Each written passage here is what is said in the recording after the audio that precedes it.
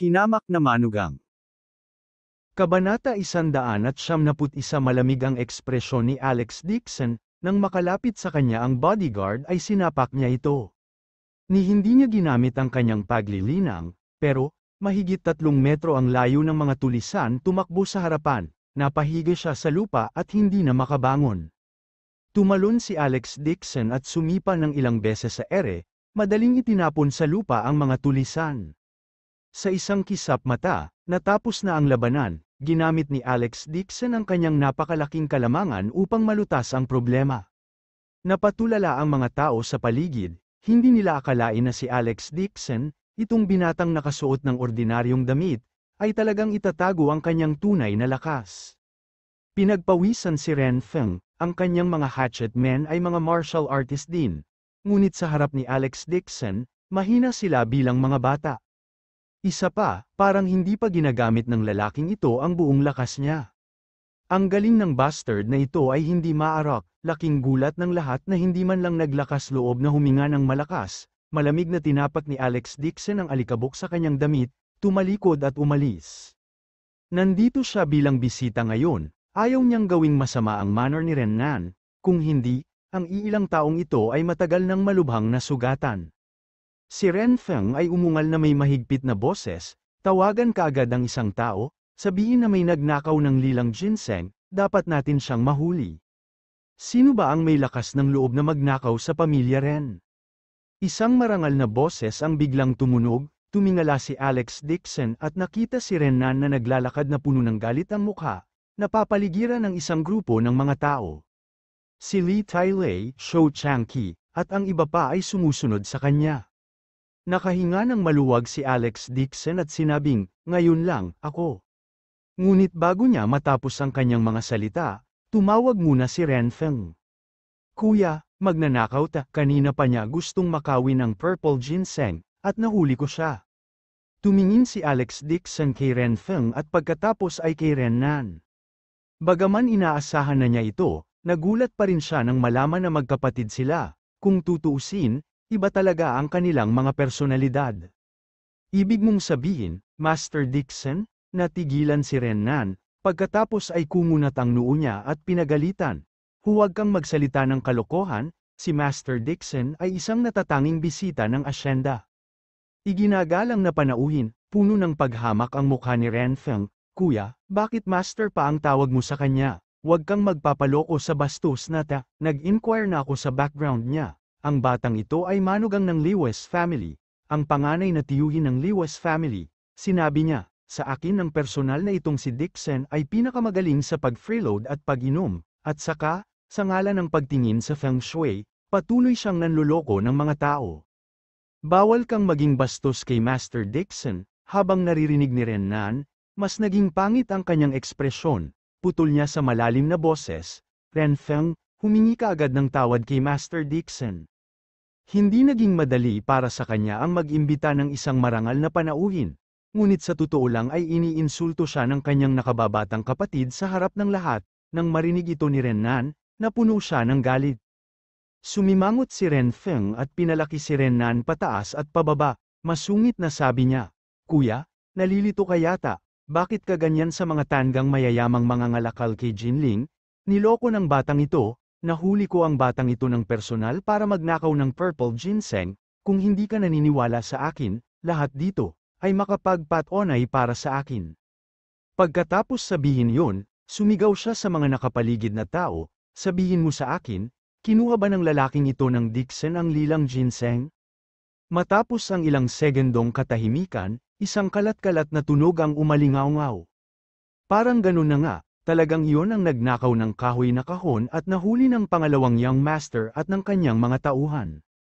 Sa mga nakapaligid na tao bilang mga saksi, mas naging proud si Ren Feng. Kuya, malinaw na narinig mo na ngayon. Tama, hindi lang manluloko ang batang ito, kundi magnanakaw din. Nakikita ko na ikaw ngayon ang namamahala sa kumpanya. Araw-araw na nagsusumikap, sobrang abala na hindi mo man lang masabi sa sarili mo, mali. Nakita niyang hindi siya binigyan ng mukha ng kanyang kapatid sa harap ng lahat, at sadyang minamaliit pa siya. Galit na galit si Renan na lumalabas ang usok sa kanyang ulo, Ngunit nandito pa rin si Alex Dixon, pansamantala lang niyang nasupil ang apoy at magalang na tumalikod para humingi ng tawad kay Alex Dixon. Master Dixon, nakababatang kapatid ko si Renfeng, kadalas, hindi siya dinidisiplina ng maayos ng pamilya. Pero ngayon ay nasaktan ka niya, paparusahan ko siya ngayon, hihingi siya ng tawad sa iyo ng personal. Tumawa si Renfeng at sinabing, Kuya, na-brainwash ka yata sa panloloko. Bilisan mo at sabihin mo ito kay tatay at tingnan kung ano ang sasabihin niya. Huwag mong sasabihin kahit kaninong, ako ang kuya mo, at may karapatan akong turuan ka, sabi ni Renan sa malalim na boses. Si Renfeng ay walang takot, malamig niyang ngumisi, wala kang karapatang alalahanin ako, tsaka magnanakaw ako, ano bang problema ko? Hindi napigilan ni Alex Dixon na sumimangot nang makita si Renfeng na napakasuwayin at hindi inilalagay si Renan sa kanyang mga mata. Renfeng crossed his arms and said with a piercing voice, dalhin mo si Alex Dixon at hintayin ang pagdating ng tatay ko, pagkatapos ay gagawa tayo ng desisyon. Ayaw magwala ni Renan sa harap ng lahat, sinabi niya sa malalim na boses, itong purple ginseng ay regalo para kay Master Dixon. Humingi agad ng tawad kay Master Dixon. Natigilan si Renfeng ng ilang segundo at biglang sumimangot, Kuya, ibinigay mo ang pinakamahalagang purple ginseng sa pavilion para manloko ng walang pahintulot, pumayag ba si tatay dito? Ang Precious Medicine Pavilion ay pag-aari ng pamilya Zhao. Kung sasabihin kong ninakaw niya ito, hindi niya nalaman yun, mayroon akong karapatang harapin ang bagay na ito. Kuya, hindi mo kailangang makialam. Labis na galit si Renan sa kanyang puso, with a solemn face, he said, ano ang gusto mong gawin dito? Nag-cross arms si Renfeng at sumulyap kay Alex Dixon, nakangusong sabi niya. Una sa lahat, binugbog niya ang mag-ama ng pamilyang Lewis sa Jinling at sinubukan pang molestiyahin si Megan Lewis. Kailangan niyang lumuhad sa harap ng mag-ama ng pamilya Lewis at humingi ng tawad sa kanila. Dapat din pasanin ang lahat ng gastos sa pagpapagamot sa pag-iisip. Ang mag-ama ng pamilya Lewis ay hindi nang ahas na magsalita, ngunit hindi ako sanay sa pananakot at pananakot sa mahihina, dapat kong itaguyod ang hustisya para sa kanila. Ano pa? Malamig na tanong ni Renan, walang dapat ikatakot si Renfeng, aniya. Pangalawa, kinuha ni Alex Dixon ang kayamanan ng pavilion nang walang pahintulot ko, para sa kapakanan ni Kuya, hayaan niyang putulin ang isang kamay niya para humingi ng tawad sa kanyang krimen. Tapos ka na ba? Tanong ni Renan nang hindi nakapikit. Buong pagmamalaking tuma-NGO si Renfeng, malamig na sabi ni Renan, dahil tapos ka nang magsalita, umalis ka na rito. Pagkasabi nun ay winagayway niya ang kamay niya. Naglakad pasulong ang kanilang bodyguard at aarestuhin na sana si Renfeng. Bitiwan mo ako, sinong nang ahas na hawakan ako, sigaw ni Renfeng at pilit na kumawala sa kanyang kontrol, mabangis siyang umungol, Renan, isa ka lang anak sa labas. Paano mo seseryosohin ang iyong sarili sa pamamagitan lamang ng paggawa ng kaunting pera? Sabihin ko sa iyo, sa huli, kailangan pa rin ako ng pamilya Ren para magdesisyon. Hindi mo ginagalang ang kuya mo at hindi mo alam ang tama at mali, Boss Ren, medyo kulang sa disiplina ang nakababatang kapatid mo. Inangat ni Alex Dixon ang ulo at malamig na nagsalita. Mabilis na tuma-NGO si Renan at sinabing, oo. Pagkatapos ng usapan na ito, dapat kong disiplinahin itong walang kabuluhan. Ngumisi si Renfeng at sumigaw, sa teritoryo ko, gusto mo pa akong sampalin, kung may lakas ka ng loob, subukan mo. Nang matapos siyang magsalita, biglang kumislap ang figure ni Alex Dixon at lumitaw sa harap ni Renfeng, hinawakan niya ang kwelyo ni Renfeng at nagtaas ng kilay ng mapanukso, hayaan mo akong subukan. Napakabilis ng kanyang mga galaw na hindi lamang ang karamihan ay hindi nakakita ng malinaw, maging si Renan ay nakaramdam lamang ng pagkalabo sa kanyang mga mata. Humigpit ang kwelyo ni Renfeng at agad na humigpit sa kanyang leeg. Pulang-pula ang mukha niya at makapal ang leeg, buong lakas siyang nagpumiglas at mariing tinitigan si Alex Dixon. Hindi niya akalain na si Alex Dixon ay maglalakas loob na salakayin siya, ang young master ng Ren family, sa harap ng napakaraming tao. Si Renfeng ay parang tandang na ang leeg ay hinawakan ni Alex Dixon, binuhat siya ni Alex Dixon at tuloy-tuloy na sinipa sa lupa, ang kanyang mga mata ay nagpakita ng isang mabangis na liwanag habang pinipiga niya ang kanilang mga salita, how dare you attack in the territory of Ren family, you are, courting death, ganoon ba? Napangiti si Alex Dixon at biglang sinampal ang mukha niya. Kabanata 192 pang, ang malutong at malinaw na tunog ay nabigla sa lahat. Agad na sinampal ang kaliwang pisngi ni Renfeng, namula ito at gulat na napatitig kay Alex Dixon, makalipas ang ilang segundo, bumalik siya sa katinoan at galit na umungol, you dare hit me. Kung gusto mo akong suntukin, sige, ano bang gusto mo? Nagtaas ng kilay si Alex Dixon at walang pag-aalinlangan sinampal siya. Ang mga pisngi ni Renfeng ay namamaga na parang steamed bun, nagkaroon pa siya ng nosebleed, napaungol siya sa galit. Bilis, may gustong pumatay sa kanya, nagulat ang ilan sa mga bodyguard, nang bumalik sila sa kanilang katinoan, agad nilang gustong sumulong. Sigaw ni Renan sa malamig na boses, tumigil kayo, kung may manggahas na humakbang pasulong, babaliin ko ang kanilang mga paa. Ang mga mandirigma ay hindi agad ng ahas na humakbang pasulong at tumayo sa gilid sa takot. Nang makitang walang nang ahas na humakbang pasulong, galit na galit si Renfeng kaya namumula ang kanyang mga mata at nagbanta siya ng husto. Alex Dixon, kung maglakas loob kang saktan ng isang hibla ng buhok ko, tiyak na tadteren ka ng tatay ko. Ngayon alam mo na bang hanapin ang iyong ama? Mapanuksong sinabi ni Alex Dixon. Kung hindi rin alam ng tatay mo ang tama sa mali, hindi ko inirerekomenda na disiplinahin siya. Pagkasabi noon ay sinampal niya ulit ito at casual na nagtanong. Sabihin mo sa akin, sino ang namamahala dito? Napasigaw si Renfeng, papatayin kita. Isa pang sampal ang ibinalik sa kanya. Nagtaas ng kilay si Alex Dixon, sino ang gumagawa ng desisyon? Si Renfeng ay binugbog hanggang sa tumulo ang dugo sa sulok ng kanyang bibig. May tatak ng palad sa kanyang mukha, at hindi siya ng ahas na gumawa ng isa pang tunog. Sa hindi pagkakataon, isa pang sampal ang damapo sa kanyang mukha. Sa tuwing magtatanong si Alex Dixon, bibigyan niya ng matinding sampal si Renfeng, mahigit 10 sampal ang damapo sa mukha ni Renfeng, dahilan para mapuno ng dugo ang mukha nito, ang yabang na ipinakita niya kanina ay matagal nang nawala, at bakas sa mukha niya ang takot. Sa harap ng madla ay patuloy siyang sinasampal ni Alex Dixon, dinig na dinig ang tunog ng sampal. Tahimik ang buong paligid, humingi man siya ng awa o sumigaw sa sakit, walang nang ahas na humakbang para pigilan siya. Nagulat din si Renan, akala niya ay isang ordinaryong tao lang si Alex Dixon, bukod sa kanyang mahusay na medikal na kasanayan, walang espesyal sa kanya. Gayunpaman, hindi niya inaasahan na bugbugin ni Alex Dixon si Renfeng sa kanyang harapan nang hindi nagpapakita ng anumang awa. Gaano karaming mga tao ang maaaring magkaroon ng ganoong katapangan na walang sinuman ang makakagawa nito? Hindi nakapagtataka na ang pinakamalaking tao sa Haicheng, si Li Tailei, at ang iba pa ay sumunod sa kanyang pangunguna. Isang sampal ang tuluyang nakabasag sa puso at lakas ng loob ni Renfeng, napaungol siya at humingi ng awa. Dixon, Master Dixon, nagkamali ako, wala kang ninakaw, please bitiwan mo ako. Si Alex Dixon ay hindi natinag, sinampal niya ulit ito sabay ngiti na hindi ngiti.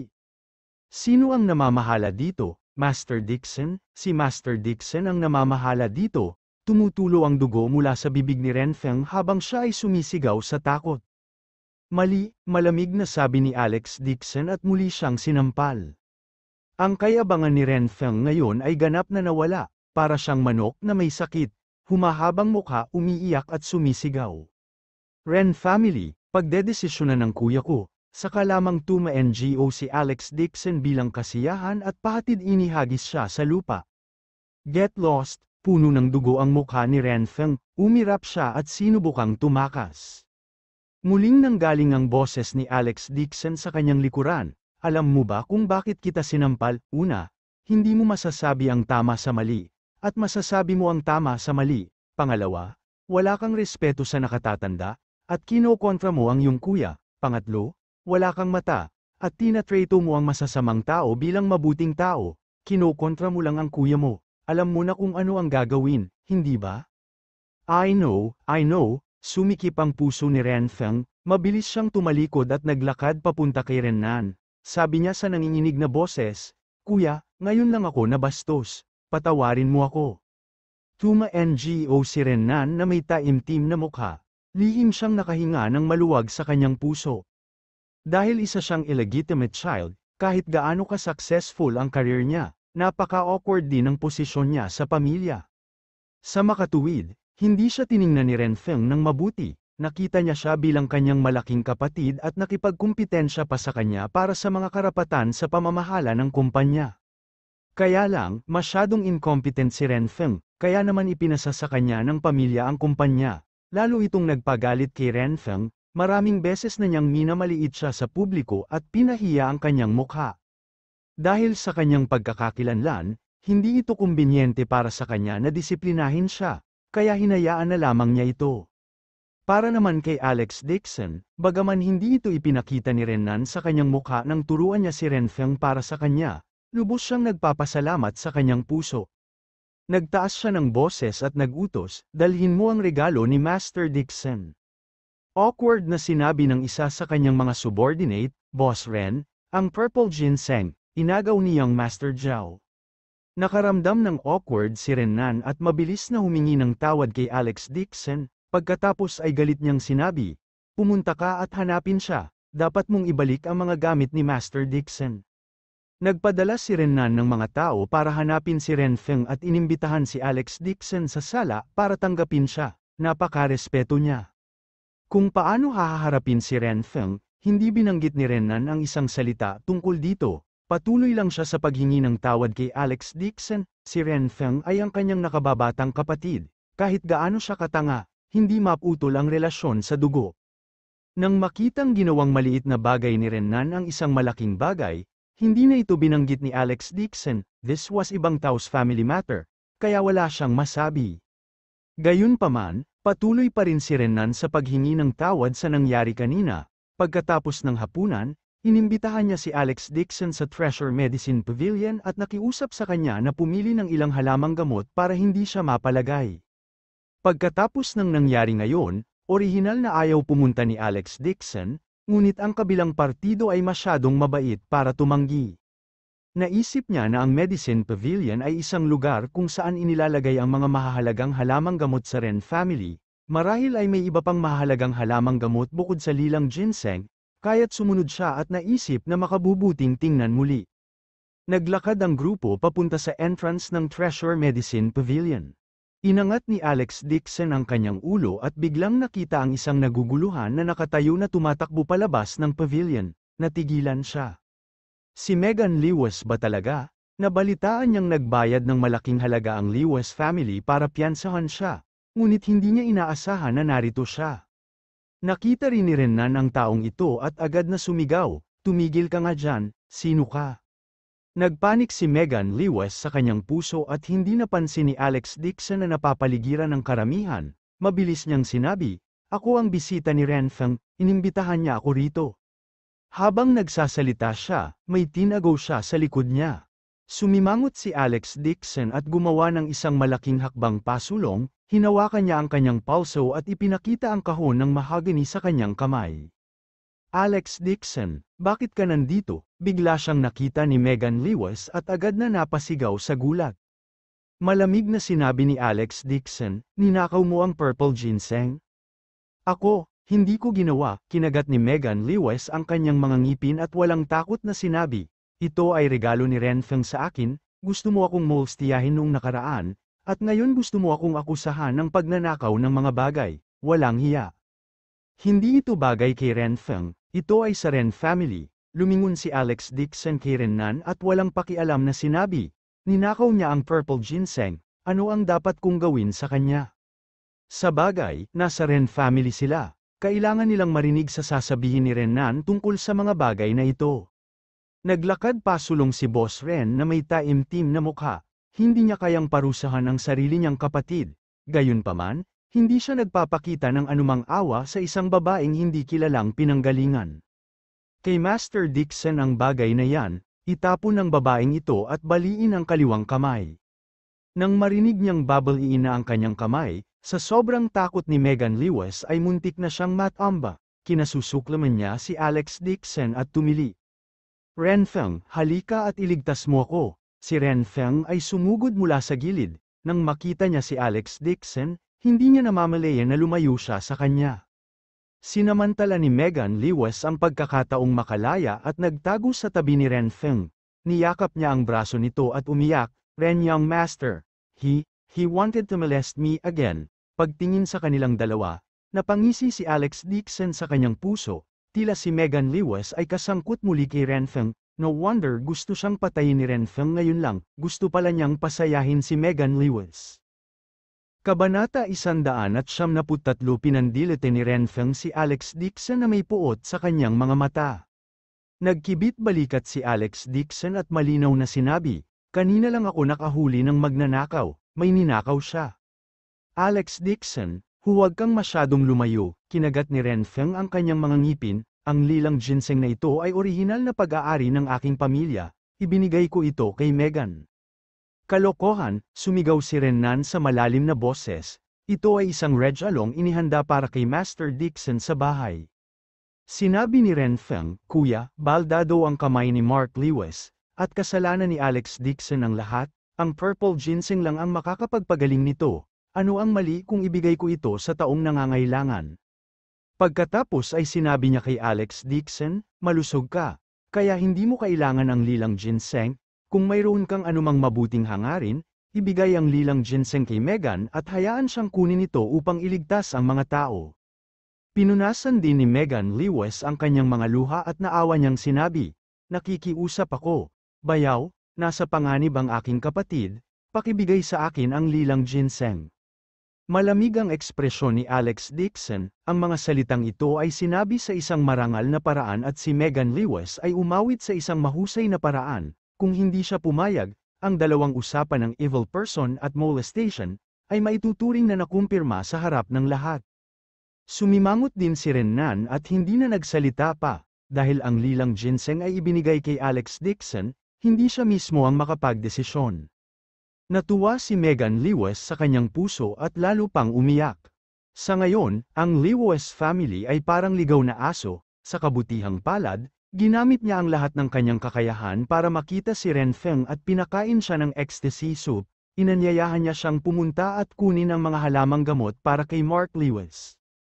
Higit 40 milyon daw ang halaga ng purple ginseng na ito, ang Lewis family ay nasa dulo na ng lubid nito, at gumastos pa sila ng malaking halaga para piyansahan siya palabas ng kulungan, ibinenta pa nila ang lumang tirahan bago binayaran ang utang ni Mark Lewis. Ano man ang kanyang sinabi, hindi niya maaaring hayaang kunin ni Alex Dixon ang lilang ginseng na ito. Nakaharap sa mga titig mula sa lahat ng direksyon, dahan-daang itinaas ni Alex Dixon ang kanyang ulo, ang kanyang tingin ay nakakapukaw. "Ang pagkawala ng kamay ng iyong kapatid ay alam niya na siya ang may kasalanan. Ang pagbibigay sa kanya ng halamang gamot na ito ay isang pag-aaksaya ng mga regalo ng langit." Galit na tinitigan siya ni Ren Feng, "Bakit ang walang awa mo? Inaapi mo ang isang mahinang babae, at kamag-anak ka ng Lewis family. Mas marami kang alam tungkol sa kanya kaysa sa akin. Alam mo ba kung ano ang ginawa nila sa akin? Ano ang ginawa nila ng palihim?" Pabalik na tanong ni Alex Dixon. Natigilan si Ren Feng, malamig nang umiti si Alex Dixon at kinuha ang phone niya. "I think I have some information on my phone, bakit hindi mo tingnan?" Nang makita niyang binanggit niya ang impormasyon, si Megan Lewis ay tila natusok, siya ay tumingala sa takot at ang kanyang mga mata ay puno ng puot. Siya ay nahuli sa bilangguan dahil sa pandaraya, nang maglaon, nagbayad ng pera ang Lewis family para piyansahan siya. Tungkol sa bagay na ito, palagi niyang itinatago ito kay Ren Feng. Talagang hindi niya pwedeng hayaang ilantad siya ni Alex Dixon. Agad na sumugod si Megan Lewis kay Alex Dixon, umiiyak, gusto niyang samantalahin ang pagkakataong kunin ang kanyang telepono. Hindi man lang siya nilingon ni Alex Dixon, at tinulak siya. "Nananakit ka talaga ng babae." Agad na nagalit si Ren Feng, niyakap niya si Megan Lewis at sumigaw ng mahigpit, "Mga bantay, halihin niyo itong si Dixon palabas ng mansyon." Kasunod ng kanyang boses, dalawang figure ang tumalon mula sa gilid. Sumimangot si Renan at sumigaw, "Ren Feng, pinatawag mo talaga ang mga bodyguard ni tatay." Ngumisi si Ren Feng, Partikular kung tinawagan sila para bantayan ang mga galaw ni Alex Dixon, sa tingin mo ba ay madaling i-bully ang Ren family kapag binugbog mo ako sa Ren family? Paano niya makukuha ang 12-12 ng mga sampal para sa wala? Ang dalawang bodyguard na ito ay tinanggap mula sa ibang bansa. Karaniwang sila ang nangangasiwa sa pagprotekta sa kaligtasan ni Elder Ren. Napakahusay nila. Arrest this Dixon, utos ni Ren Feng, sa hindi malamang pagkakataon. Saglit na nag-atubili ang dalawang bodyguard at hindi gumagalaw, sila ang mga bodyguard ni Elder Ren, hindi kay Ren Feng. Kadalasan, kung may nangyari kay Ren Feng, matutulungan nila siya. Ngunit sa kasalukuyang sitwasyon, halatang hindi komportable para sa kanila na makialam. Ang isa sa kanila ay ngumiti ng humihingi ng tawad, ikalawang young master, mas mabuting makinig ka sa mga utos ng CEO Ren. Hindi ka man lang nakikinig sa akin, galit na galit si Ren Feng kaya napanganga ang kanyang mga ngipin at sinipa siya. Bahagyang ngumiti ang bodyguard at hindi siya pinansin. Kumunat ang noo ni Renan at winagayway ang kamay para paalisin ang dalawang bodyguard. Sabi niya, Ren Feng, itigil mo na ang panggugulo, hulihin mo ang babaeng ito at ibigay ang purple ginseng kay Master Dixon. Matiim na tinitigan ni Ren Feng si Alex Dixon at biglang ngumisi ng nakakatakot. Dahil hindi ako nakadesisyon, masisira agad itong purple ginseng, walang makakapagbigay. Pagkasabi noon ay inabot niya ang kanyang kamay para kunin ang purple ginseng sa kamay ni Megan Lewis. Nagulat si Megan Lewis at nagmamadaling kinuha ang purple ginseng at nagtago sa loob ng Treasure Medicine Pavilion. Hawak niya ang 40 milyon sa kanyang kamay, kung itinapon niya ito, mawawala ang pera. Nang tumakbo siya sa Treasure Medicine Pavilion, ibinalik niya ang screen at agad na nakita ang isang figura na nagtatago sa likod nito. Tumingala si Alex Dixon at walang pakialam na sinabi, "Interesting, may magnanakaw talaga, ang nagtatago sa likod ng screen ay si Mark Lewis talaga." Isa pa, may hawak siyang puting jade box at ilang pirasong papel sa kanyang mga kamay. Nakita ni Mark Lewis na tumambad siya at mabilis na tumalikod para tumakbo. Gusto mong tumakbo, mabilis siyang naabutan ni Alex Dixon at sinipa si Mark Lewis sa lupa. Inabot niya sa kamay niya ang puting jade box at binuksan yun.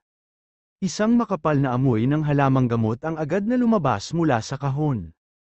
Ang jade box ay naglalaman ng ointment, sinulyapan niya ang ilang pirasong papel, nakasulat dito ang Race Eta. Sa pagkakataong ito, maging si Ren Feng ay natulala, hinawakan niya si Megan Lewis at tinanong, paano siya nakapasok? Paano siya nakapasok? Siyempre, si Megan Lewis ang palihim na nagpapasok sa kanya.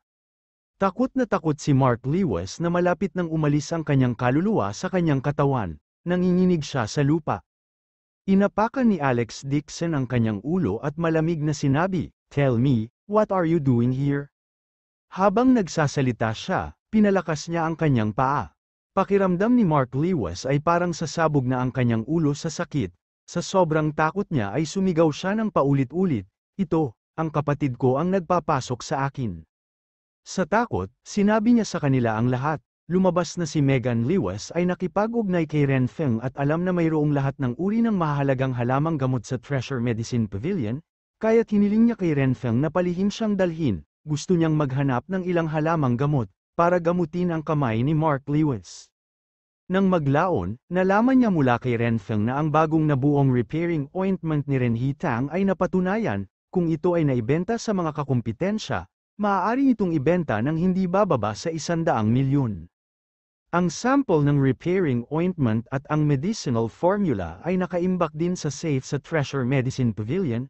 Nagkaroon ng ideya si Megan Lewis at sinamantala niya ang pagkakataong ipasok si Mark Lewis, nilinlang niya ang susi ng safe, mula kay Ren Feng at sinabihan siyang nakawin ang formula ng gamot. Hindi tumigil si Mark Lewis, hindi lang siya nagnakaw ng medicinal formula, nagnakaw din siya ng ilang secret medicinal formula. Kanina lang, nang mamasyal si Alex Dixon, walang nagbabantay sa Treasure Medicine Pavilion, si Ren Feng din ang palihim na nag-ayos para maging convenient itong dalhin ni Megan Lewis para mahanap ang gamot. Sinadya ni Ren Feng na siniraan si Alex Dixon sa pagnanakaw ng gamot. Hindi niya inaasahan na darating ng maaga si Alex Dixon, gusto niyang ilihis ang atensyon at agawin ang purple ginseng kay Alex Dixon para ibigay kay Megan Lewis. Nang mabunyag ang buong bagay, galit na galit si Renan na halos samukha siya ng dugo, hindi niya mapigilan ang galit niya. Hindi niya inaasahan na si Renfeng ang magnanakaw na nagdala ng mga tagalabas sa hardin para magnakaw ng mga bagay. May magnanakaw talaga, si Renan ay humakbang pasulong at marahas na sinampal si Renfeng habang siya ay sumisigaw ng galit. Ikulong mo muna sila, kaagad kong tatawagan ang aking ama at hiniling sa kanya na lumapit at tingnan kung ano ang ginawa ng hindi karapat-dapat na anak na ito. Kuya, huwag mong sabihin kay ama. Walang pakialam si Renfeng sa sakit, sa sobrang takot niya ay pinagpawisan siya ng malamig, siya ay nasa gulat.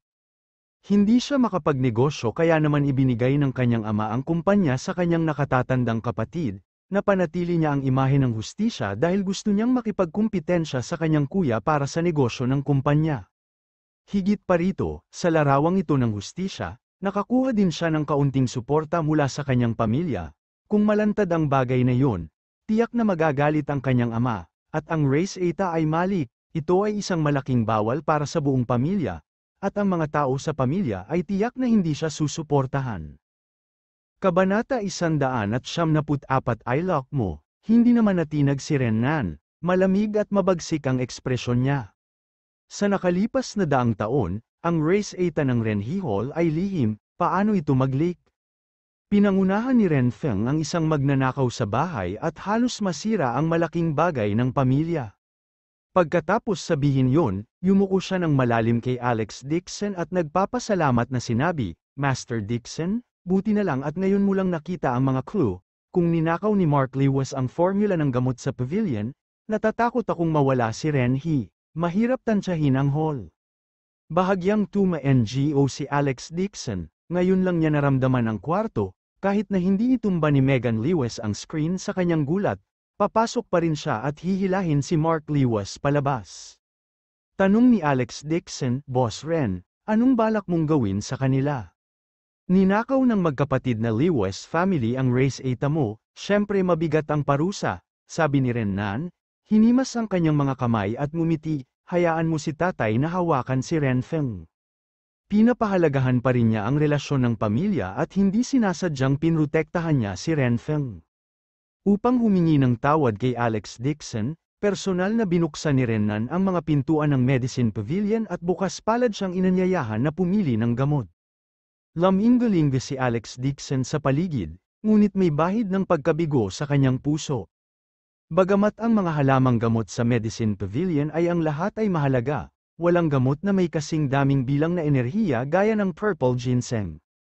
Gayunpaman, casual pa ring pumili si Alex Dixon ng ilang daang taong gulang na lingzi para pigilan si Boss Ren na mahirapan na tumanggi. Inilapag sa mesa ang kahon na inagaw niya kay Mark Lewis.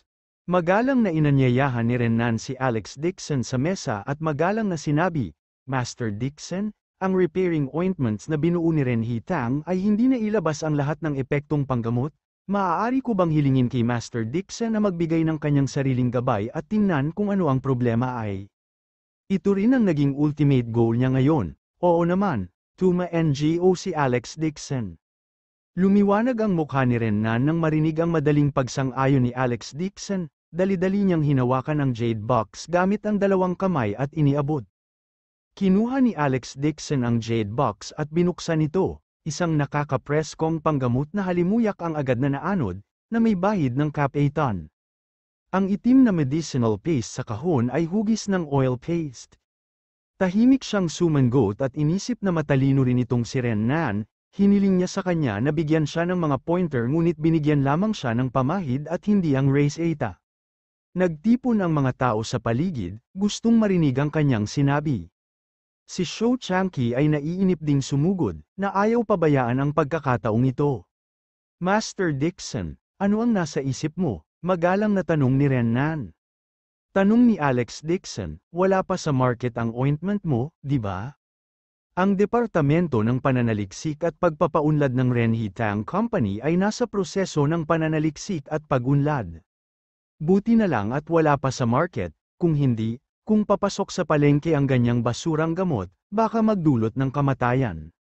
Saglit na natigilan si Renan, at pagkatapos ay isang alon ng galit ang bumangon sa kanyang puso. Pilit niyang pinigilan ang kanyang galit at sinabi sa malalim na boses, Master Dixon, ang pamahid na ito ay isang lihim na res eta sa aking ninuno na medikal na aklat. Ito ay naipasa sa loob ng higit sa 100 taon, walang anumang problema. Ngunit dahil ang ilan sa mga gamot ay masyadong mahalaga, pinagbuti ito ng departamento ng parmasyutiko ng kumpanya. Pinalitan sila ng gamot na may katulad na mga katangian ng panggamot, ngunit hindi mo man lang ginamit. Hindi ba't masyadong arbitrary ang paggawa ng desisyon sa isang strike lang? Nagulat din si Shou Changqi at mabilis na sinabi, Master Dixon, nasubukan ko na rin itong repairing ointment dati. Maliban sa hindi sapat na epektong panggamot, wala na talagang ibang problema. Nagpigil si Renan, ngunit hindi nasisiyahan ang mga tao sa paligid. Ang Renhitang ay isang siglong kumpanya ng gamot. Ang mga ninuno ng pamilya ay mga imperial na manggagamot ng emperador. Ang lahat ng mga gamot ay pinahusay na mga sinaunang res eta, at ang kanilang katayuan sa merkado ng gamot ay isa sa mga pinakamahusay. Bukod dito, ang gamot sa Renhitang ay hindi nagpahayag ng anumang problema sa gamot, at ang reputasyon nito ay napakabuti. Gayunpaman, hindi man lang sinubukan ni Alex Dixon ang gamot. Sa pag-amoy pa lang ay diretso na niyang sinabi na basura ang gamot na ikinagalit ng mga tao sa paligid.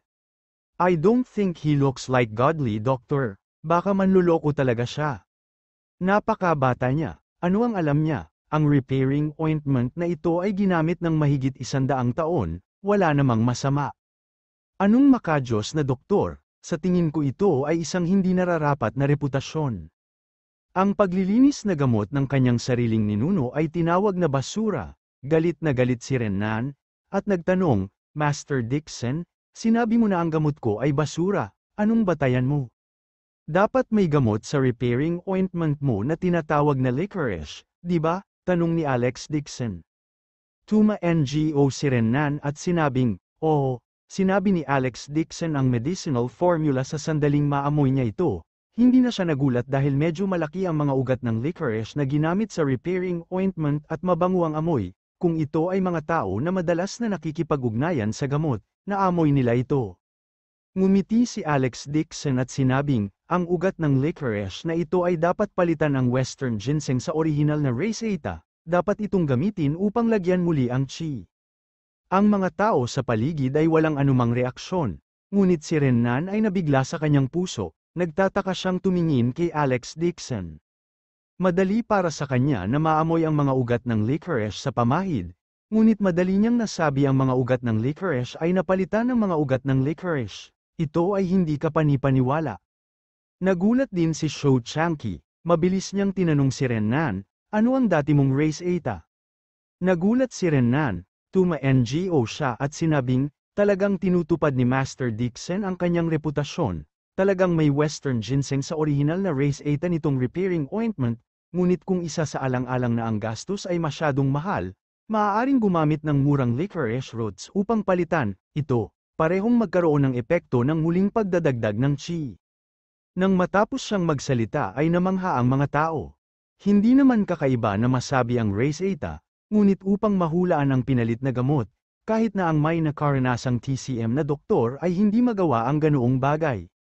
Kinawayan ni Renan ang kanyang kamay at kumuha ng isang medicinal formula, sabi niya na may mapait na ngiti, Master Dixon, para masabi mo na napalitan na ang formula ng gamot, natatakot ako na naamoy mo na ang formula para sa repairing ointment na ito, patawarin mo ako, Master Dixon, ako yung naglihim kanina. Habang nagsasalita siya, hinawakan niya ang medicinal formula gamit ang 2 kamay at magalang na iniabot. Bulalas ng karamihan. Dahil ang repairing ointments ng Renhitang ay gumamit ng 50 over flavors ng Chinese medicines, ito ay isang lihim na formula na ipinasa mula sa mga ninuno, hindi banggitin ang paghula ng formula, kahit na ang formula ay ipinakita sa iba, ang iba ay hindi maglalakas loob na ihalo ito ng walang pahintulot.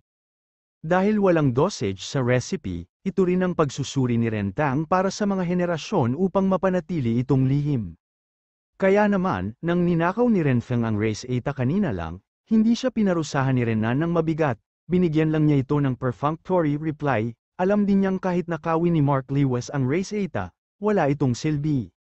Nagulat din si Shou Changqi sa kanyang puso, Hindi niya inaasahan na mas mataas ang medical skills ni Alex Dixon kaysa sa inaakala niya. Natatakot siya sa harap niya. Siya ay isang baguhan lamang, o mas masahol pa. Hindi na kailangan, bahagyang iwinagayway ni Alex Dixon ang kanyang kamay at hindi kinuha ang race ATA. Sa katunayan, masasabi niya kung anong uri ng mga halamang gamot at dosis ang nilalaman sa loob ng repairing ointment sa pamamagitan lamang ng isang singhot. Sa pagkakataong ito, hindi na naglakas loob si Renan na maliitin si Alex Dixon, yumuko siya at nagtanong, nahihiya itong Ren, pero anong problema nitong ugat ng licorice? Sabi ni Alex Dixon, pinalitan mo ang western ginseng sa licorice root, mayroon ding coriander sa iyong gamot. Bagamat hindi ito tugma sa licorice root, ang mga side effect ay magaan at walang gaanong problema. Gayunpaman, hanggat ito ang repairing ointment ay nakalista sa merkado, tiyak na magdudulot ito ng pagkamatay ng mga tao, at higit pa sa isa. Ang kanyang malakas na boses ay nagpalit kay Boss Ren, at siya ay pinagpawisan ng malamig. Kung totoo ang sinabi ni Alex Dixon, ang kanyang gamot ay magiging lason sa sandaling ito ay ihayag sa publiko. Sa oras na yun, hindi banggitin ang pagsasara ng Renhe Hall, marahil ang buong Ren family ay masisira. Kabanata 175 Pakiusap, gabayan mo ako, Master Dixon. Si Renan ay pinagpawisan ng malamig at yumuko pa. Tahimik ang paligid, napabuntong hininga ang lahat, naghihintay na magsalita si Alex Dixon. Sinabi ni Alex Dixon, ang iyong Renhe Hall ay pangunahing nagbebenta ng gamot sa Timog, tama ba? Ang isa sa mga lugar ng pamamahagi ay nasa Haicheng ng Southern Province. Mabilis na sinabi ni Renan, tama, bawat pangunahing batika sa Haicheng ay mayroong gamot mula sa Renhe Hall, ito ay isang mahalagang lugar ng pamamahagi. Tuma NGO si Alex Dixon at sinabing, kung gayon, alam mo ba na mayroong isang linya ng damong dagat sa hapagkainan ng mga mamamayan ng Linhai City? Ito ba ay isang ulam na gustong kainin ng mga taga-ron? Natigilan si Renan at sinabing, ito, hindi ako sigurado, hindi rin ako taga-Linhai. Sa sandaling ito, biglang nagbago ang ekspresyon ni Shou Changqi at sumigaw siya, Master Dixon, naiintindihan ko. Tama ang sinabi ni Master Dixon, kapag napubliko ang gamot na ito, natatakot ako na daan-daan at libu-libong tao ang mamatay. Ang prestihiyo ni Shou Changqi ay kilala sa Haicheng, walang hindi maniniwala sa kanyang mga salita. Nang marinig ang kanyang mga salita, ang mga tao sa paligid ay natigilan, at ang kanilang mga mukha ay puno ng takot. Takot si Renan na nabalot ng malamig na pawis ang kanyang ulo, at mabilis siyang nagtanong, Elder Shou, ano ang problema sa gamot ko? Ang mga ugat ng licorice at culantro ay may kabaligtaran na epekto, ngunit higit sa lahat, ito ay isang ventricle, paano maaaring magkaroon ng anumang mga nasawi? Ngumiti ng mapait si Shou Changqi, ang mga ugat ng licorice at coriander ay tumutugma sa isa't isa. Ngunit hanggat ito ay kinakain na may algae, ang epekto ng kemikal ay lalakas ng ilang beses, at ito ay bubuo ng dioxide. Sa dami ng tao, may biglang sumigaw, arsenic dioxide, hindi ba ito arsenic? Mapatla ang mukha ni Renan, at pati mga palad niya ay pinagpapawisan. Siya ay ipinanganak sa isang pamilya ng medisina, kaya siya ay bumalik sa kanyang katinoan, ang mga tuyong damo, culantro, at seaweed ay talagang magiging arsenic kung sabay-sabay itong kainin, ngunit bihirang makakita ng tatlong halamang gamot na sabay-sabay. Siya lang ang namamahala sa pharmaceuticals, kaya paano niya maimbestigahan ang mga gawi sa pagkain ng mga residente sa buong bansa? Bagamat walang kinalaman sa kanya ang responsibilidad, kung may mangyayari, paano siya, Renhet ang, makakatakas? Natakot si Renan, paulit-ulit niyang sinabi kay Alex Dixon, Master Dixon, luckily I have your guidance, otherwise, I'm afraid the Ren family would be in trouble. Tuma NGO si Alex Dixon at sinabing, wala pa sa market ang repairing ointment, babawiin ko ito para pag-aralan at pagbutihin. Salamat, Master Dixon, mabilis na hiniling sa kanya ni Renan na ipakita ang pamahid at ang race ATA, may dosage dito. Hindi man lang sila nilingon ni Alex Dixon, umiling siya at sinabing, no need, I know all about it. Ang mga tao ay nag-click sa kanilang mga dila, nagulat sila at naiinggit.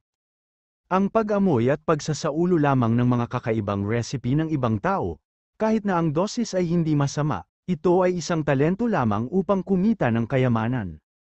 Marami sa mga sikat na produkto ng gamot sa merkado ay eksklusibong mga lihim na recipe, kung kinopya ni Alex Dixon ang lahat ng sikretong recipe ng mga gamot na ito at ibinenta ang mga ito sa kanyang mga kakumpetensya tulad ni Mark Lewis, ito ay parang kumikita araw-araw. Nagulat na sabi ni Shou Changqi, Master Dixon, ang Haicheng ay libu-libong milya ang layo mula rito, hindi ko inaasahan na marami kang alam tungkol sa pamumuhay doon. Malumanay na sinabi ni Alex Dixon, hindi naman sa alam ko, pero nanatili ako doon ng ilang sandali. Nang umalis siya sa pamilya Dixon, gumagala siya sa mga lansangan, at nanatili sa Haicheng ng ilang sandali. Noong panahong yun, siya ay mahirap, at tanging seaweed lang ang pinakamura sa lugar. Araw-araw siyang kumakain ng seaweed para pakainin ang sarili, kaya natural na naiintindihan niya ang mga gawin ng mga tag-aron. Kung hindi siya nagpakasal sa Lewis family, malamang hindi niya malalaman kung nasaan siya ngayon. Habang si Renan ay nabigla, nakaramdam din siya ng pasasalamat kay Alex Dixon. Kanina lang, inilihim niya ito at sadyang hindi ibinigay ang race eta kay Alex Dixon, masasabi niya sa isang sulyap na kaya niyang sabihin ang race eta sa harap ng lahat, ngunit hindi niya ito binanggit. Ang ganitong uri ng kagandahang loob ay hindi isang bagay na maaaring magkaroon ng isang ordinaryong tao. Nakonsensya si Renan sa kanyang puso, tumalikod siya at mariing inutusan ang kanyang mga bodyguard. Go, dalhin mo si Renfeng at lumuhad sa harap ni Master Dixon para humingi ng tawad, dalhin mo rin dito ang mga kapatid ng Lewis at hayaan silang parusahan ni Master Dixon. Sa sandaling ito, isang bodyguard ang tumakbo sa pinto sa takot. Boss Ren, nagtakbuhan ang magkapatid na Lewis family. Ano, natigilan saglit si Renan, tapos galit na sumigaw, hindi ba sinabi ko na tignan at bantayan sila, paano sila tumakas? Awkward na tumingin ang bodyguard kay Alex Dixon at nauutal, si Renfeng, Young Master, ang humiling sa mga guard sa labas na buksan ang pinto. Sabi ni Young Master Renfeng kapag hindi kami nakinig sa utos niya, matatanggal kaagad kami. Gusto niyang humingi ng hustisya sa iyong ama. Isang bungkus ng basura, galit na galit si Renan at sinampal sila. Tatanggalin daw siya. Tapos natakot kayo, lahat kayo nakikinig sa kanya, di ba? Umalis ka na sa mansyon. Tila ngayon lang ay hindi ginising ni Alex Dixon si Renfeng mula sa kanyang 12-dosenang mga sampal, at hindi pa rin niya ito inilagay sa kanyang mga mata. Hindi mapatahimik ni Renan ang kanyang galit. Pinipigilan ang kanyang galit, tumalikod siya at sinabi kay Alex Dixon, Master Dixon, hinayaan kitang makakita ng biro ngayon, talagang nahihiya ako, personal kong ibabalik si Renfeng at ihahatid siya sa iyo, ipapaluhod ko siya, bumaba ka at humingi ng tawad. Bahagyang tuma-NGO si Alex Dixon sa kanyang ulo, ngunit hindi niya ito sineryoso sa kanyang puso. Si Renan ay may espesyal na katayuan sa pamilya. Ang buong pamilya Ren ay nagmahal kay Renfeng at pinahintulutan siyang gawin ang anumang gusto niya, hindi magiging ganoon kadali ang pagpapaluhod sa kanya at humingi ng tawad sa kanya. Nang makitang aayusin na ni Renan ang mga usapin ng pamilya, mabilis na lumapit si Li Tailei at sinabing, Master Dixon, inutusan ko na ang mga tao na lisanin ang mansyon sa tuktok ng bundok, kung hindi tatutol si Master Dixon, ano kayang pumunta ka muna doon at manatili sa aking mansyon ng ilang araw? Sumimangot si Renan at tinitigan ng masama si Li Tailei. Inimbitahan niya si Master Dixon, ngunit ang lalaking ito na may apelyidong Li ay magaling sa bootlicking, gusto niya talagang imbitahan si Alex Dixon para manatili sa kanyang mansyon. Hindi pumayag si Renan at mabilis na sinabi, si Master Dixon ay isang mahalagang panauhin na inimbitahan ko, natural, siya ay mananatili sa aking bahay. Pagkatapos sabihin yon, ngumiti siya ng paumanhin kay Alex Dixon at sinabing, Master Dixon, tahimik at tahimik ang kapaligiran nitong Golden Emperor Manor, maraming mamahaling damo ang nakatanim sa hardin, maaari kang manatili dito ng ilang araw, ako ililipat ang lahat at hindi iistorbo ang iyong pahinga. Ang ilang malalaking kuha mula kay Haicheng ay sumikip din at sinubukang imbitahan si Alex Dixon na manatili sa kanilang sariling lugar. Master Dixon, mayroon akong 5-star hotel sa Haicheng, isasara ko ang pinto at imbitahan si Master Dixon na manatili.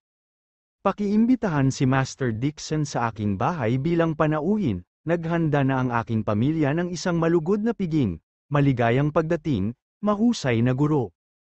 Isang grupo ng malalaking tao ang nagtatalo sa isa't isa, ngunit wala ni isa sa kanila ang handang bitawan ang pagkakataong ito para purihin siya.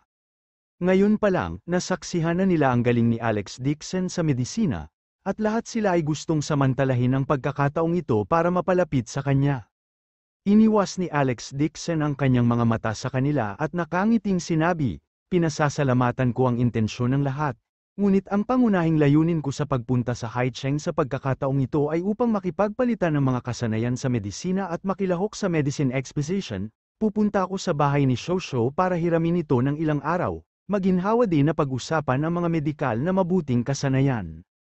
Nang marinig niya na pupunta si Alex Dixon sa kanyang tahanan, tuwang-tuwa si Shou Changqi at mabilis na inutusan ang kanyang mga nasasakupan na bumalik at maghanda. Pinili ni Alex Dixon ang Shou family higit sa lahat dahil ayaw niyang makitungo sa isang grupo ng mga mangangalakal. Kung mananatili siya sa kanila, kailangan niyang makihalubilo sa kanila. Tahimik sa bahay ni Elder Shou, bukod pa rito, ang pamilya Shou ay hindi nagkukulang ng mga halamang gamot, kaya't maginhawa para sa kanya na bumuo ng mga repairing ointment. Sabay na lumabas ng mansyon sina Alex Dixon at Elder Shou, isang pulang sports car ang mabilis na tumakbo at huminto sa harap nila ng may preno. Hinubad ni Chen Xiaojiao ang kanyang sunglass, hinawakan ang manibela at sinabing, "Oy, sabi ni Lolo gusto mong manatili sa bahay ko. Huwag kang masungit, tawagin mo siyang Master Dixon." Galit na galit si Shou Changqi kaya pinandilitan siya ito. Kinurot ni Chen Xiaojiao ang kanyang mga labi at sinabing, "Lolo, paano siya mas matanda? Sa karamihan, mas matanda lang siya sa akin ng ilang taon." Ngumiti din si Alex Dixon at sinabing, "Elder Shou, bakit kailangan mo akong tratuhin bilang isang tagalabas, Xiaojiao? Kapag nakita mo ako sa darating, tawagin mo akong kapatid." Hindi pwede, kinindata ni Chen Xiaojiao si Alex Dixon at hindi nasisiyahang sinabi. Lumingon si Alex Dixon kay Shou Changqi at nagkibit balikat, "Medyo masuwayin ang apo mo." Nasaraan ng loob si Chen Xiaojiao nang marinig niyang binanggit ni Alex Dixon ang kanyang lolo. She said helplessly, "You are so old, you only know how to call for help. Call you Brother Alex, okay? Buti na lang nakatira ka sa bahay ko, may kaunting pakulo ang lolo ko. Kung ako sa mabuting kalooban, ituturo ko sa iyo ang lahat." Abangan ang susunod na kabanata.